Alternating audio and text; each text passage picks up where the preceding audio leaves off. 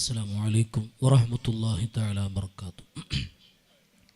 بسم الله الرحمن الرحيم. الحمد لله رب العالمين والصلاة والسلام على أشرف المخلوقين وعلى آله وصحبه أجمعين.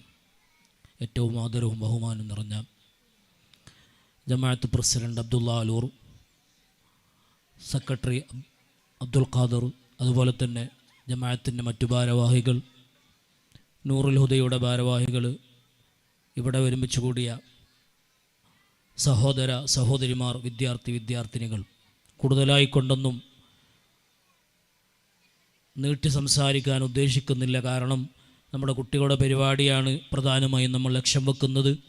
അത് ഇൻഷാ അല്ലാഹ് ഇന്ന് മഗ്‌രിബാകുമ്പോൾ തീർക്കേണ്ടതുണ്ട്. കാരണം നാളെ വെള്ളിയാഴ്ചയും കൂടിയാണ്, നമുക്ക് പള്ളിയൊക്കെ വരേണ്ട സമയങ്ങളാണ്. അപ്പോൾ നമുക്ക് രാവിലെ ജാഥയൊക്കെ പോയി പിന്നെ സമ്മാനം കൊടുക്കാൻ സമയം ഉണ്ടാകുന്നില്ല. അതുകൊണ്ട് മൗലൂദുണ്ട്, അപ്പോൾ സമയം ഒരുപാട് പോകുന്നുണ്ട്.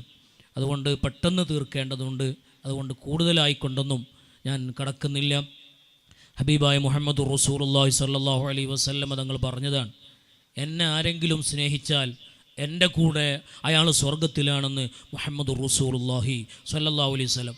ആ നബിയുടെ കൂടെ സ്വർഗത്തിലെത്താൻ വേണ്ടിയാണ് നമ്മുടെ നാട്ടിലും പരിസര നാട്ടിലും എല്ലാ സ്ഥലങ്ങളിലും ആ നബിയോട് കൂടെ ഒന്ന് സ്വർഗത്തിലെത്തണം. ഏതെങ്കിലും ഒരു ഭാഗത്തിലൂടെ മഹാന്മാരൊക്കെ Abu Bakr Siddique, Umar bin Khattab, Usman bin Affan, Ali bin Abi Talib റളിയല്ലാഹു അൻഹു ഇവരൊക്കെ മുമ്പന്തിയിലായി നബിയോട് കൂടെ സ്വർഗത്തിലേക്ക് പോകുമ്പോൾ ഏതെങ്കിലും ഒരു സഫിലായി ബാക്കിലായിക്കൊണ്ട് ഹബീബിൻ്റെ ചാരത്തിലായിക്കൊണ്ട് ഒന്ന് സ്വർഗത്തിലേക്ക് എത്തണം. അതിനാണ് മുഹമ്മദ് റസൂലുള്ളാഹി സ്വല്ലല്ലാഹു അലൈഹി വസല്ലം തങ്ങൾ പറഞ്ഞത്, എന്നെ ആര് സ്നേഹിച്ചുവോ, ഏത് നിലക്ക് സ്നേഹിക്കും എന്നത് കണക്കല്ല, എന്നെ ആര് സ്നേഹിച്ചുവോ അവർ എൻ്റെ കൂടെ സ്വർഗത്തിലാണ്.